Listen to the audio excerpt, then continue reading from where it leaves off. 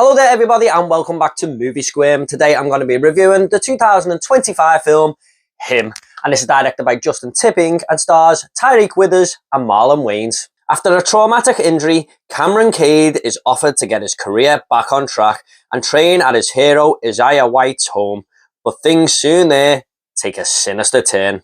Well guys, after seeing the trailer for this movie, I gotta admit I was very intrigued. A sports, horror, thriller movie. Don't recall seeing too many of them, if any, to be honest.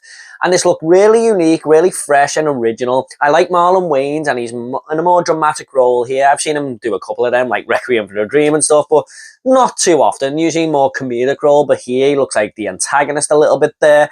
I thought, okay, this is right up my street. I'm definitely gonna go and check this one out. But in the US, who got it a week earlier than us. No surprise there now, is that? That just always happens, which really pisses me off. They came out with some early negative reactions, some of the YouTubers and stuff, doing their little out-of-theatre reactions. They're the only things I've seen, but a lot of them were quite negative.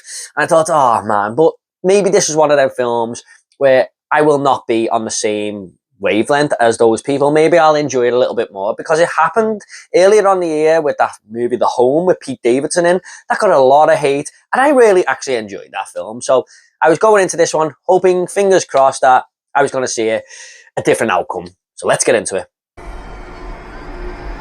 And first off, I just want to go back to Marlon Wayans. He was possibly the best thing about this film. I liked him in this more dramatic role where he's real awkward to be around as this legendary American footballer named Isaiah White, who's won like 8 championships in the last 10 years or whatever like that, but he's coming to a little bit of a retirement and you can tell he's kind of pissed off about that, but he knows that this new kid has got to pave the way in Cameron Cade.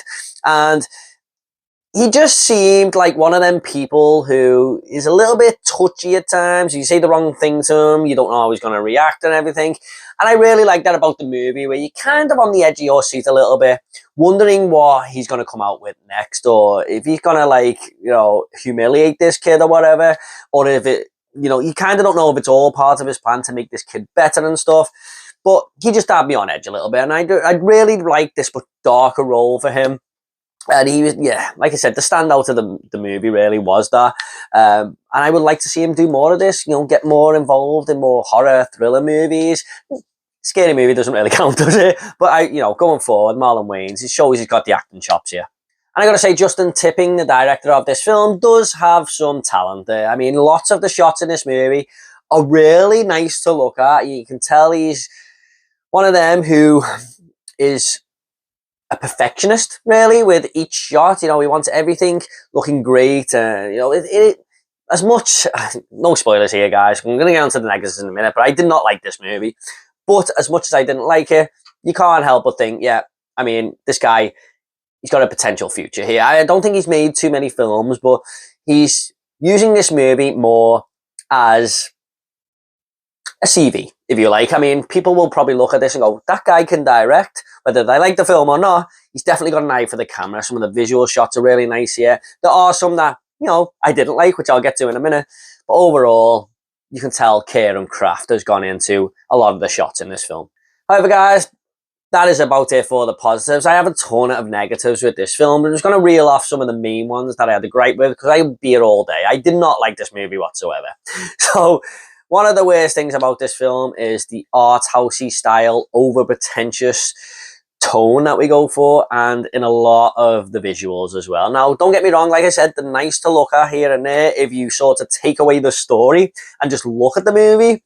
I mean, it looks nice, but when we're going down the story path, some of these shots just don't make sense and everything, and they're all metaphorical and, you know, style over substance, should I say. Whereas it just doesn't feel like it's needed, especially with this reveal. It feels like a very simple reveal that we get to there. The movie is way over its head in terms of storytelling and how it decides to tell the story. We just don't need all this art house craft that gets us to the end. I mean, I half guessed the outcome anyway. I didn't fully get it, but there were things where I seen going along where I thought, yeah, this is going to happen, that's going to happen, and it did. And it just felt way too much to tell this quite simple thriller film. So I just don't think all this was needed, and it just felt like in the end, as the movie was going on, you care less and less about the mystery because the way the film is telling the story. And another thing with the whole metaphorical messages that are going on here, you just don't know what's real and not. And that is another thing that took me out of the story. You can tell very early on in this film, like 10 or 20 minutes in, there's been a few metaphorical shots already, and you don't know if what's on screen is really happening there. Is it all in this kid's mind? Is it just a message from the director of how he's putting things? And I gotta say, the whole third act suffers from this the most. And what I mean by that is there's a lot of gore on screen, lots of practical effects, something I should love as a gore hound. But when we actually get there, I was way out of the film. I just did not care.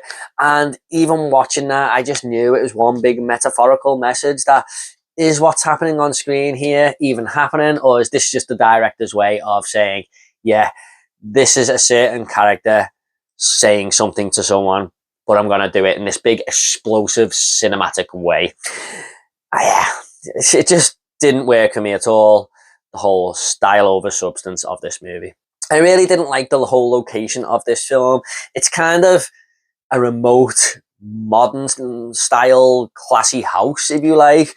But some of the gloomy lit hallways and everything, and characters just sitting in a room with a black background, so it looks like they're kind of just in this one room where nothing is around them. Another room will go in with all these red flashing lights and the characters who inhabit the house. And if I was the main character of this movie, I would have just got off after day 1 or 2. I mean, it just is a very uncomfortable place to be. And as a viewer, you are there for nearly the whole time. And I just couldn't get on board with it. Again, there's no need for a lot of the shots that happen in this house when the character is just simply walking down a hallway, and like the zoomed camera shots as he's walking through and everything, and you can't see the back of the corridor, but you can slightly see the side walls. I don't know what the hell was going on here. Like I said, a lot of the shots in this movie are nice, but there are some that really irked me. And the overriding message of this film is, how much do you want something? And I gotta admit, that's not the most original or fresh idea to do. I mean, this can be done brilliantly, but I think it's just one of them where, yeah, we're just gonna take this simple message to throw in there that is posted on Facebook every single day on memes, where it's like, how much do you want something? You can grasp it if you want, the world is yours. Yeah, we kind of know. We've seen this story a million times. I just want to speak about Tyreek Withers here. Look, he was fine in the I Know What You Did Last Summer reboot, and he's fine here. He's a good actor. I'm just not sure he has the star power to be the leading man. Now, he may go on to have a very successful career because this is very early on. I don't think he's been in too many films, but he was just kind of devoid of any personality. I don't think he brought much to this superstar sports player. He was just there as a cog in the machine to tell the surrounding story around him. He was the central focus, but the movie focuses on more of the stuff happening around him and all the other side characters, where the script didn't really work for him. But I mean, it doesn't even feel like there's much of an attempt to bring a little bit of charisma or personality either. I mean, it's fine. It's fine, but I've seen a lot more better performances this year.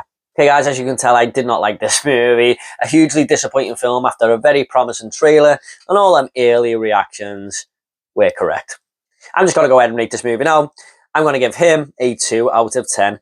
I actually couldn't wait for this movie to end. I was way out about an hour in. I was like, yeah, let's just get on with it now.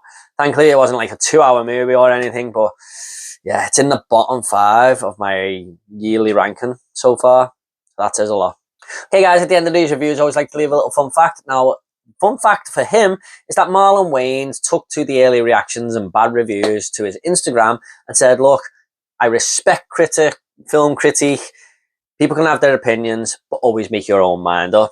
This could be a classic in years, like a lot of films I've done in the past that got panned by the critics have gone on to be some of people's favourite movies.